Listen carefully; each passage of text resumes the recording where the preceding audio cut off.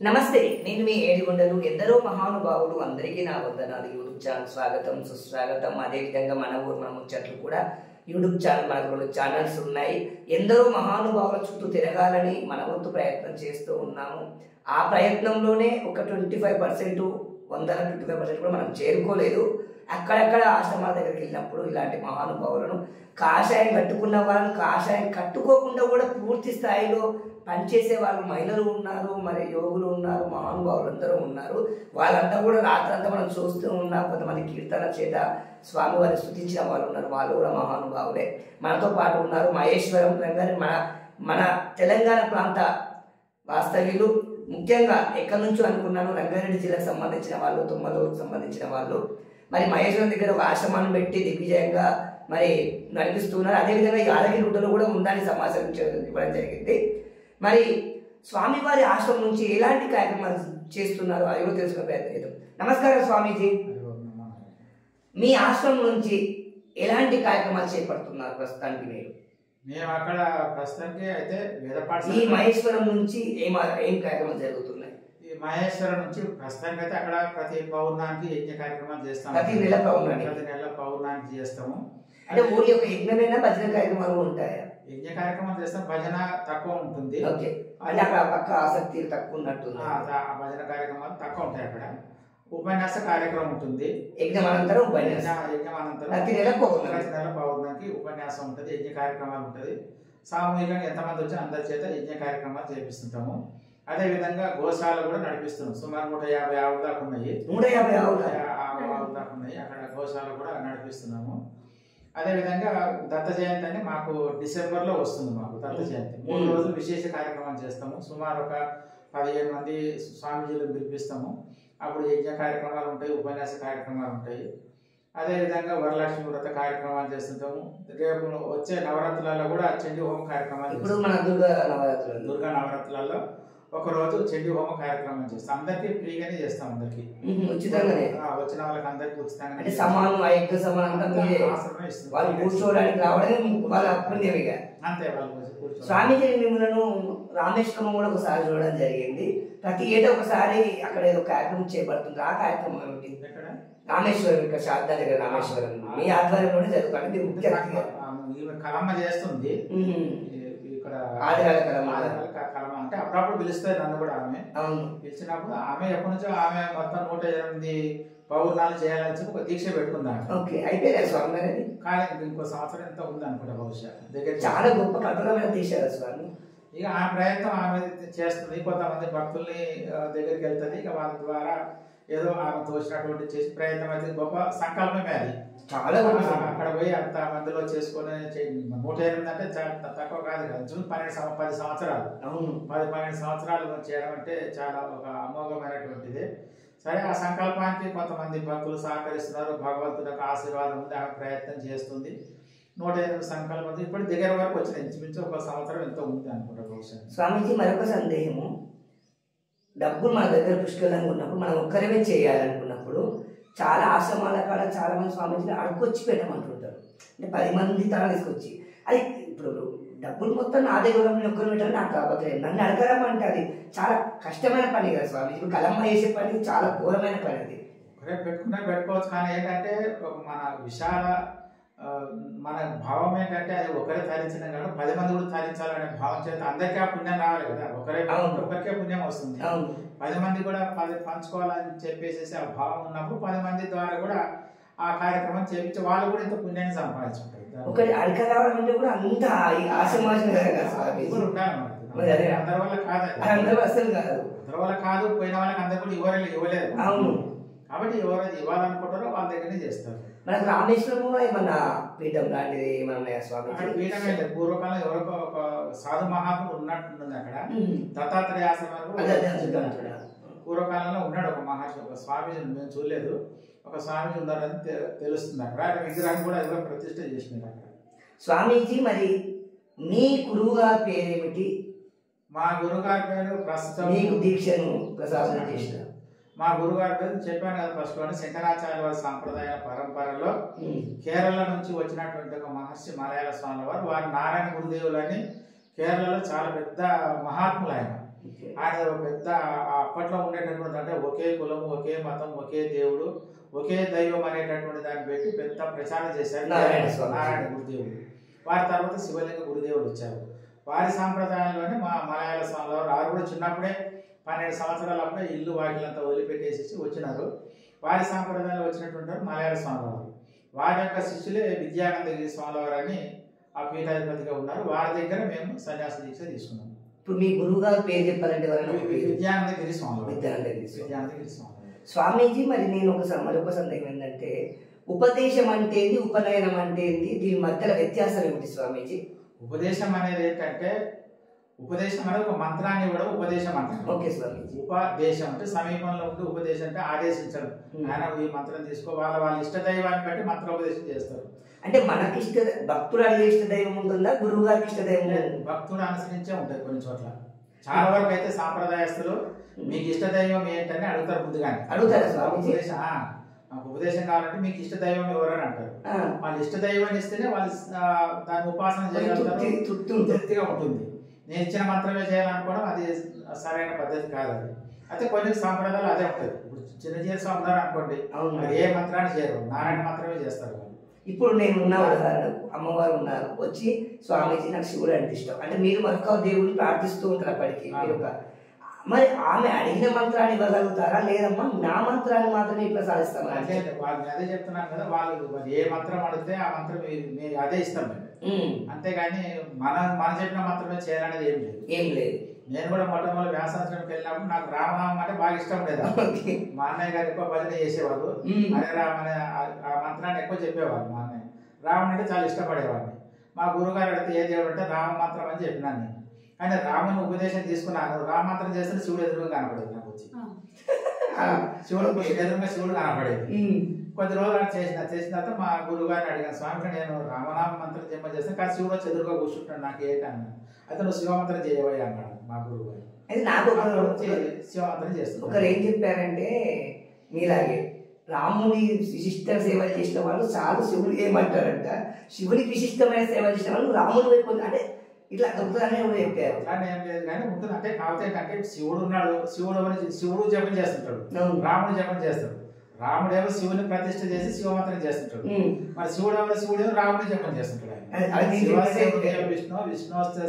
విష్ణువచ్చ హృదయం శివ అనే మంత్రం అది.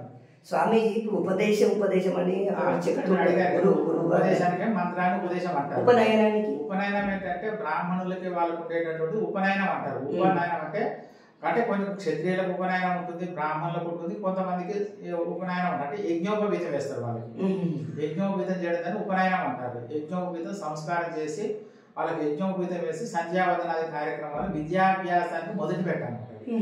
బ్రాహ్మణులు కూడా పుట్టుకతోటి వాళ్ళు కూడా శూద్రులే, కానీ ఉపనయనం వలన వాళ్ళు బ్రాహ్మణత్వం పొందుతారు, ఒక అధికారత్వాన్ని పొందుతారు. వాళ్ళు వేదాధ్యయనానికి ముందు ఉపనయనం చేస్తారు.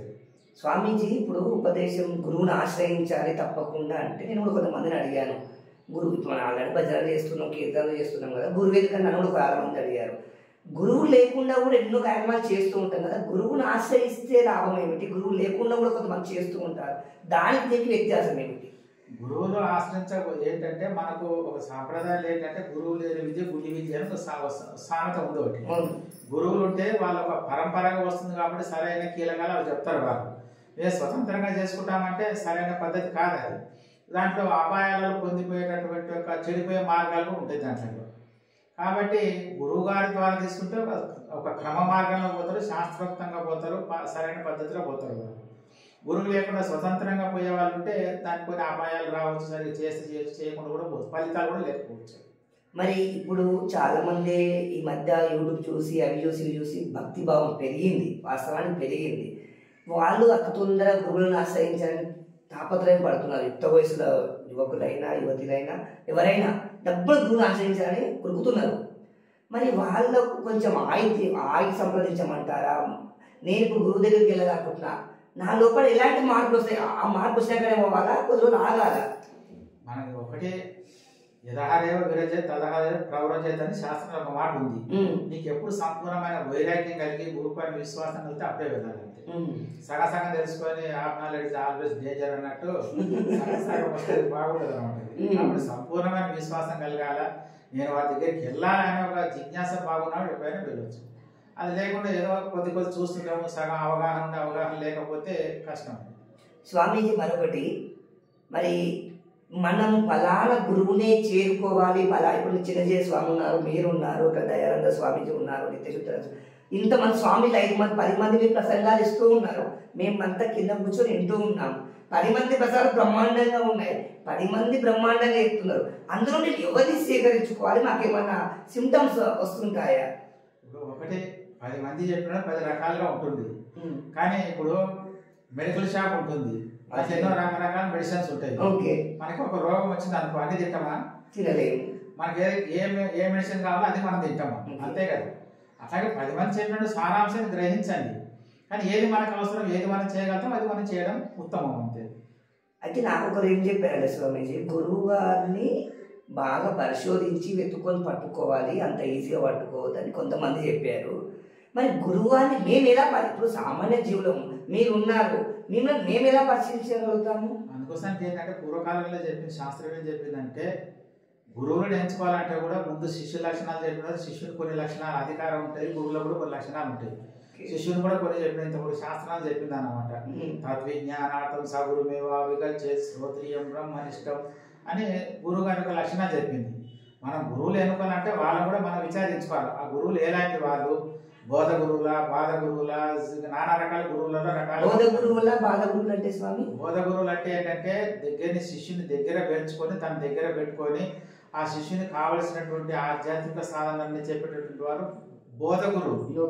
బాధ గురువులు అంటే ఏంటంటే తనకు అవసరం, గురువు గారికి అవసరం వచ్చిన వినియోగించుకొని వదిలేసేవారు బాధ గురువు. మరి మాకు ఎలా తెలుస్తుంది స్వామి బాధ గురువులు బోధ గురువులు? మాకు తెలియదు కదా. అందుకే మరి విచారించి అందుకే మీరు అన్నట్టు కొన్ని రోజు శిష్యరికం చేసి అందుకే పూర్వకాలంలో ఎవరైనా పోవాలంటే వాళ్ళు 12 సంవత్సరాల దగ్గర ఉండి సేవ చేస్తే వీడు నిజమైన శిష్యుడు అని చెప్పి వానికి అన్ని ఉపదేశాలు అన్ని చేసేవాళ్ళు. సరే మిమ్మల్ని గుర్తించేది మాకు ఎలాగో తెలియదు, పోనీ మేము మమ్మల్ని ఎలా గుర్తించగలుగుతారు? గుర్తించడం కొందరు తిరగాలి. అందుకే గురువు ఎట్టనన్నా ఉండాలి, గురువు ఇంటనన్నా ఉండాలని పెద్దలు చెప్తారు కదా. మేము ఇప్పుడు 10 మంది ఈ రోజు మంచి రోజు ఉంది, శంకరానంద పీఠాన్ని మీ దత్తాత్రేయ పీఠానికి వెళ్ళి ఉపదేశం తీసుకుందామని అని 10 మంది వచ్చాము, ఏదో ప్రేమ కలిగి వచ్చాము. ఆ 10 మందిలో వీళ్ళు తగిన వాళ్ళ తగని వాళ్ళని మీరు గుర్తించగలుగుతారా స్వామీజీలు? స్వామి శిష్యుల్ని గుర్తించడమా, గురువులు శిష్యులను గుర్తించారు? 10 మంది అదే వీనికి ఇవ్వాలి వీనికి ఇవ్వద్దని మీరు ఏమైనా ఆఫ్ చేసే అవకాశాలు ఉంటాయా? అట్లా ఉంటాయంటే వాళ్ళ జిజ్ఞాసను బట్టి వాళ్ళు ఉంటాయి కొన్ని చోట్ల. అంటే తాత్కాలికంగా ఎవరు వెంటనే ఎవరు సామాన్యంగా అయితే అంతేనా? అంతే. వెంటనే వచ్చినటువంటి వాళ్ళకి చెప్పిన ఇంత పురాణాలాగా వైరాగ్యం వస్తే లాభం లేదు. ఇప్పుడు మీరున్నారు, మీరు మాకు పరిచయం ఉన్నారు, ఒక అమ్మగారు వచ్చి నాన్న నాకు ఆ స్వామితో నేను ఉపదేశం కావాలి, నన్ను తీసుకెళ్ళంటే నేను అది నాకు పరిచయం ఉన్న స్వామిజీ ఉన్నాడు దా పోదామని తీసుకొని వస్తాను. ఆమెకు మీరు ఆమె ముఖ కవలికలను చూసి ఆమెను చూసి ఆమె ఇంకా సమయం పడుతుందా, ఇప్పుడు తక్షణమే ఇవ్వాలా అని మీకు అలాంటి ఆలోచన కలుగుతుందా? అంటే వచ్చినప్పుడు వాళ్ళు అడుగుతారు. వాళ్ళు అడిగినప్పుడు అసలు మీకు ఎందుకు వైరాగ్యం కలిగింది, ఎందుకు అసలు మీకు ఈ పూజలు ఇవన్నీ చేయాలని మీకు ఎందుకు విచారిస్తారు తెలిసిన వాళ్ళైతే.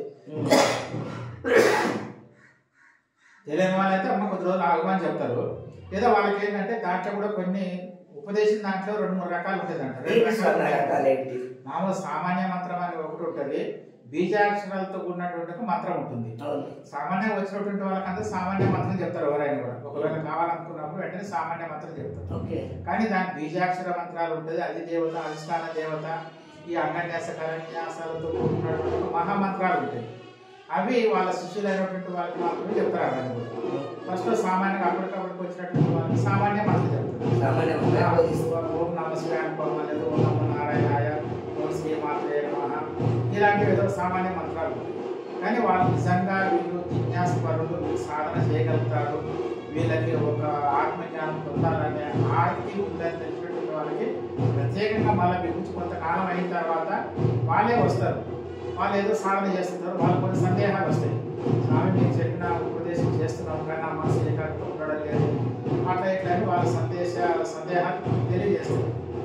అప్పుడు వాళ్ళకి ప్రత్యేకమైనటువంటి శిక్షణ ఇచ్చి వాళ్ళకి సరైనటువంటి బీజాక్షరాలతో ఉన్నటువంటి మంత్రోపదేశాన్ని చేస్తున్నారు. మరి చూడండి, మరి మహేశ్వరం మండలం, రంగారెడ్డి జిల్లా మహేశ్వరం మండలం తుమ్మలూరు స్వామి, తుమ్మలూరు మన దత్తాత్రేయ ఆశ్రమ పీఠాధిపతి శంకరానంద స్వామి వారు పొద్దున్నే మరి స్వామీజీని వెతుక్కుంటూ రావడం జరిగింది. చాలా ఓపికతోటి అనేక చిక్కు ప్రశ్నలు కూడా చాలా మంది స్వామీజీలు ఏం చెప్తాం పోయా అని పంపిస్తూ ఉంటారు. నాకు అలాంటి సందేహం వచ్చింది, స్వామీజీని అడిగితే ఏమంటాడు అని. కానీ వారు పూర్తిగా మనం ఎన్ని ఇలాంటి క్వశ్చన్లు వేసినా సంయమనంతో ఓపికతోటి సమాధానం ఇచ్చారు. మరి చూడండి, అనేక భయాలు ఉంటాయి, అనేక ఆలోచనలు ప్రతి ఒక్కరికి ఉంటాయి, అందులో నాకు కూడా ఉంటుంటాయి. మరి వారు ఉపదేశం అంటే ఉపనయనం అంటే గురువుని ఎలా స్వీకరించాలి, శిష్యులు ఎలా ఉండాలని కూడా అన్ని రకాల విడిపెట్టి చెప్పారు. మరి కాసేపట్లో మాదాపల్లిలో మరి పల్లకి సేవ ఉంటుంది. మరి సమయం ఉన్నప్పుడు మళ్ళీ స్వామీజీ వారి ఆశ్రమాన్ని కూడా మనకు ప్రాప్తి ఉన్నప్పుడు వెళ్ళి తెలుసుకునే ప్రయత్నం చేస్తాం. నమస్కారం స్వామీజీ, ధన్యవాదాలు స్వామీజీ, మీరు విలువైన సమాచారం మాకు అందించినందుకు. ఏం ప్రశ్న చేసినా